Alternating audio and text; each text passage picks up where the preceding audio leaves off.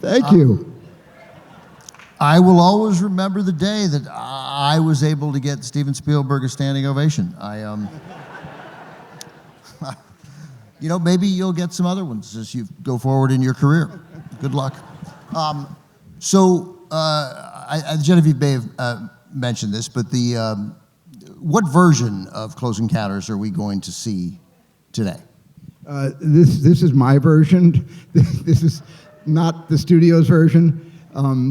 It's not the version released in 1977. No, it's the version released in '77, but it's also it leaves out something which I don't want to spoil the movie for anybody who hasn't ever seen Close Encounters, but it leaves out something that the studio said, if you want to shoot these other 5 scenes that was in your original screenplay, but we all ran out of money and we didn't let you shoot them, you've got to do one thing at the end of the movie, and then we'll give you the money to shoot these scenes. So I took the deal. Took the deal, and then cut out the scene. And then when there was an opportunity, right, you made it the way you wanted. So this one's a little longer than in 1977. That's right. That's right. And that was like, so Columbia was hard up in November of in late 1977. You asked to hey man, give me a few more months to edit this the way I want, and the studio thought, no, you go now. Well, they were financially they were in deep shit, and they wanted to get the movie out in the calendar year of '77. They wanted to get the movie out in November, December, January. What I didn't understand was if they really were in such financial straits, why they only released the movie in 2 theaters for 6 weeks, the Cinerama Dome in Hollywood and the Ziegfeld Theater in New York City. Why didn't they just go out in 1,000 screens? I don't know why. And I thought, oh my goodness, all the air is let out of the movie with it. People aren't able to see it, just 2 theaters. But when we did go wide, people did come, which was good. If only they'd known, if there was a director who'd had a movie that was released on many, many screens, maybe just a few years earlier, and that had done well, perhaps they made a different decision. It all obviously worked out in the end for you. I want to say first that I'm here because Howard Suber, who made the UCLA, longtime UCLA professor, made the wonderful docuseries, The Power of Film, which we had on TCM. Thank you, and it's really good. I think it's a must for TCM fans. It's streaming now on Max. At the last minute, he couldn't make it, so I'm stepping in for him. But please check out the Power of Film, which was, this sounds now trite, but it was powerful, it was moving, yeah. As both Steven and I, watching it independently, and amazing that you did, were taking notes. Yeah, I actually I have what you have in your lap right now, watching the entire series. Yeah, and then I'm taking the notes, and I'm like, why am I, and for what am I taking these notes? But, but again, it imprints it into my head. So I'm going to ask a couple of questions that I know Howard wanted to get to. I do want to ask you about the casting of the character of Roy Neary, the electrician, because I've interviewed Richard Dreyfuss many times, and he loves to tell this story. Richard loves to tell stories, and in the process, maybe gets a little bit carried away, just to juice the story a little bit. But you were working on Close Encounters while making Jaws, correct? Yes. So you're working on it, you're crafting it, writing it, and you're shooting it on Martha's Vineyard, right? You're making Jaws. And in his version, he knows that you want to cast other people, and that he would sort of walk by your office and disparage in a playful way other people. Like he'd walk by and he's like, Al Pacino has no sense of humor. Dustin Hoffman lacks boyhood wonder, Is any of that true? It's all true. It's all true.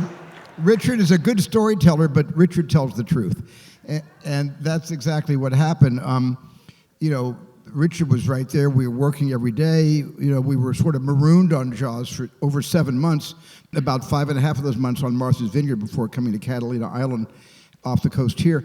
And so we spent a lot of time with each other, and I was working on the script while we were making Jaws, and exactly what happened, because I had different people in mind to play the different parts. Steve McQueen, was that an option? I went to Steve. He read the script, and he was great. He read the script, and he invited me up to his beach house to talk about it.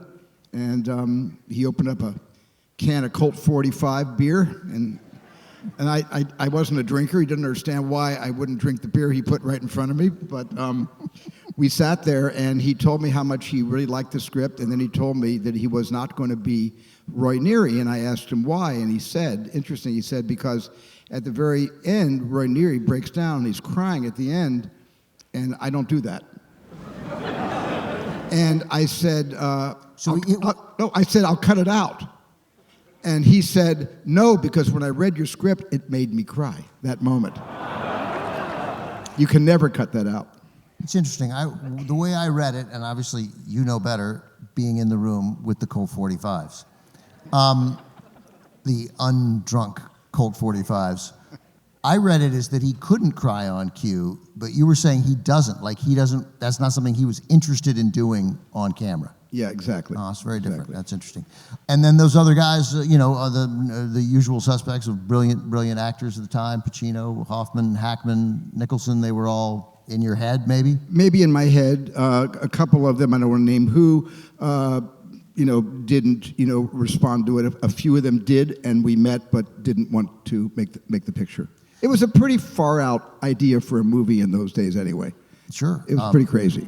And is this for you the way, as audience members who see films they love and identify with and connect with on an emotional level, and then afterwards it's sort of impossible to imagine anyone else?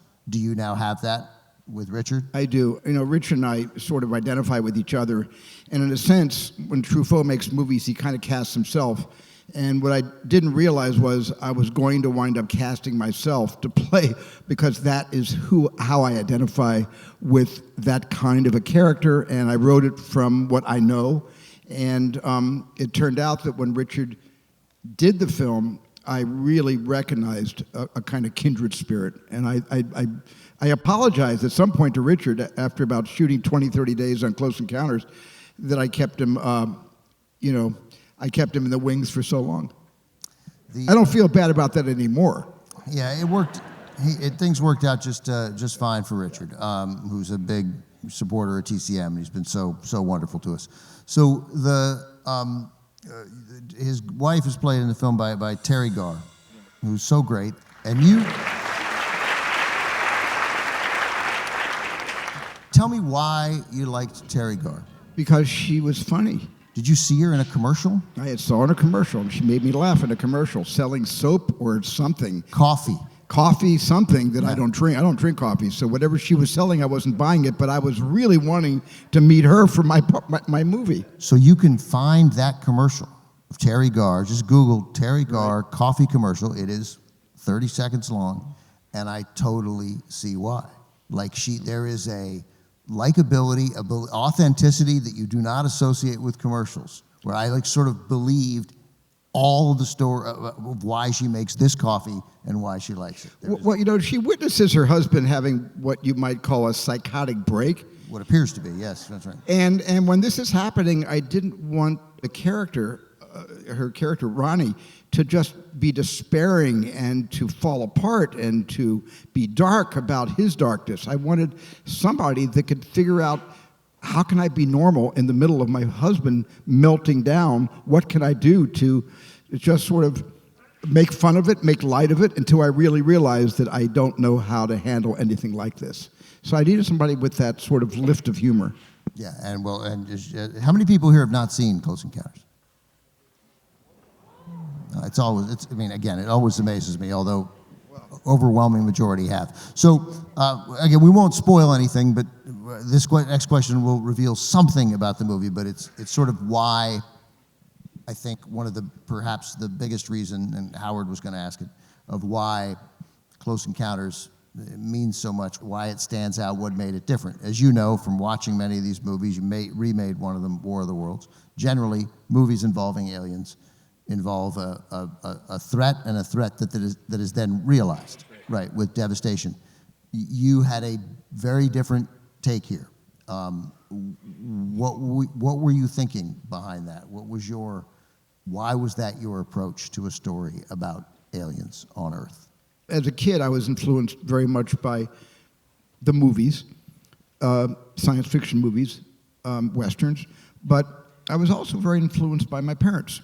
And my dad, one day, woke me up in the middle of the night. I must have been 6 or 7 years old. We were living in New Jersey. And it was summertime, and he brought me out in the dead of night. I was scared. I didn't know, why does a father come into a room and say, come with me in the middle of the night? Put me in a car, drove me to this park, and there were a lot of people in the middle of the night on picnic blankets in the dark with some low-powered battery-operated flashlights. And they were laying down looking at the sky, and my dad wanted me to see the Leonid meteor shower. And so when I had a chance to suddenly develop an awareness that we are not alone, when you look up at the sky, your imagination immediately looks up there and says, there's something happening out there that we may not fully understand here, and not just in the area of physics. And I became romanced by the sky. The night sky was a romantic thing that I didn't look up there and say, death is going to come raining down on us from some Martian, invasion. I really looked up and thought, if anybody does bother to come hundreds, thousands, millions of light years to find us here, it is going to be a peaceful communion. And magical, right? I mean, almost like surreal, which is sort of what I see in Dreyfus, this wonderment to the wonderment of a little boy looking up at the sky. Yeah, the character of Dreyfus is very much like the character of the little boy who was played by a 3-year-old named Cary Guffey, who's Melinda Dillon's son in the movie. Dreyfus, his character, and Barry's character are the same character. So this 3-year-old boy, Barry in the movie, played by this kid, Cary Guffey, his face is unbelievably expressive. What sophisticated directorial tools did you use to induce those expressions from this young child?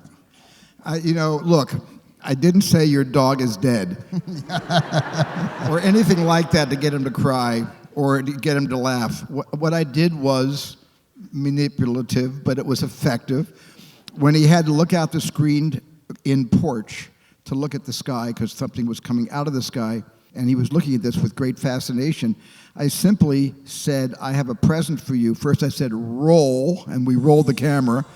And I said, I have a present for you, and I got up on a ladder, so it was above his sight line, and I had a gift wrap present, and I slowly started to unwrap the present.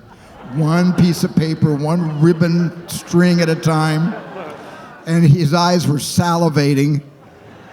I removed the lid of the box, and I brought a little toy car out for him.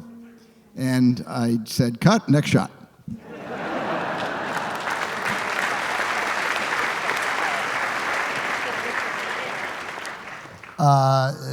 You guys will see in a critical role as a French physicist, you will see a French filmmaker, Francois Truffaut. It suggests, given that you're Steven Spielberg and he's Francois Truffaut, that you guys must have known each other, but you went cold to get him. I mean, it was a cold call, right? Well, I wrote it for him. I wrote it with him in mind. Once I saw Wild Child, and I realized that he was a really good actor, and he had, like Cary Guffey's, like Barry and like Roy, he also was a child at heart. It was something very so childlike about Francois, and from his movies, and from his interviews, and also from some of his writing. And so I wrote it with him in mind, knowing he would never say no, and also knowing I wouldn't have the courage to ever send it to him. But he was my template for the character. And then I went to Paris. I interviewed a lot of actors. Depardieu, very young at the time. Trintignant, interviewed him. He was sort of the guy that I thought I was going to give the part to. And just before I made an offer to Trintignant, I took a chance, and I got Francois' number, and I called. And I got a chance to, didn't talk to him, but I talked to somebody who works for him. And I told them I'd like to send a script, something for him to play in, a role. And he accepted the script through his assistant, and sent the script, and I didn't hear back for 2 or 3 days. And I think on the third day, in those days we had telegrams, and I got a telegram directed to me saying, Mr. Spielberg, very happy to read your script. Where do I report for wardrobe fittings? That's how I found out he said yes.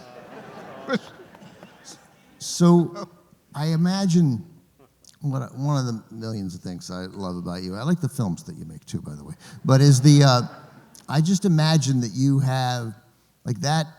We have moments in our lives that are. I keep having at this festival. Like I'm sitting here with Jodie Foster before Silence of the Lambs, and now I'm sitting here with Steven Spielberg before Close Encounters of the Third Kind. It's a good job. I'd like to be sitting here with Jodie Foster from Silence of the Lambs. She was. I'd love to interview her. Yeah, gosh, she was She's good. amazing. He is smart. So, like that, you must have felt still a young man, still an emerging director. You had this one major hit, but that you're like, did you? Who do you call? Go, I got a telegram from Francois Truffaut. He wants to be in my movie. It's the kind of thing that in the heat of battle, of pre-production, things are happening at such an extraordinary pace every single day. Your day is so filled up, and on the schedule, a pre-production schedule, even in an office, doesn't have to be on location, just in an office, there's so much incoming that you have to attend to. And it didn't change when we all went from analog to digital. It's actually more busy now than it was then. But it was pretty crazy then, so it didn't really affect me. I couldn't believe that he said yes, but the next thing I knew, we were in a wardrobe fitting, and I met him for the first time. And it was very professional. We got to know each other actually better when the movie wrapped than we did during the production. So I got time just for like one more question. I didn't really have time for it, but I'm going to ask it anyway. Because, you and I are both big Bruce Springsteen fans, and frequently this happens with artists, whether they're musicians or whether they're writers or whether they're filmmakers, and it'll happen, with their second project, their second film, their second novel. Jaws was your second feature film, and you'd already made some stuff for television. Third, yeah. Third? Yeah. Sugarland, Jaws, and then Close Encounters. Sorry, Jaws was your second. My second one, yes. Yeah. So Jaws was your second, not your first, but Jaws is the one that everyone was, oh my goodness, Steven Spielberg, right? Yeah. Give him money for the next one. So I'm curious, and Springsteen, Born to Run was the third album, but there still was pressure then on the fourth, and there had to be pressure for you for Close Encounters, and I'm just curious what that felt like. Like, am I the kind of person who's going to make this one great film, and am I going to be unable to replicate that success? Or do those thoughts not enter into your mind? Not even a little bit. I mean, really? Not even a little bit.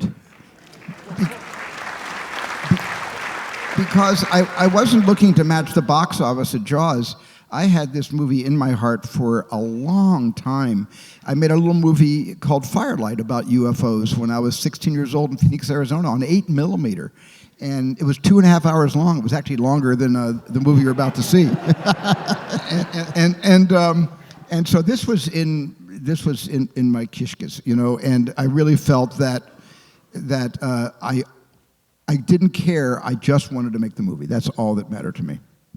Well, that's a remarkable testament to whatever it is inside of you that drives you, and everybody in this theater is grateful that you have it. So, Steven Spielberg, thank you very much. Thank you. Thank you. Steven Spielberg, everybody.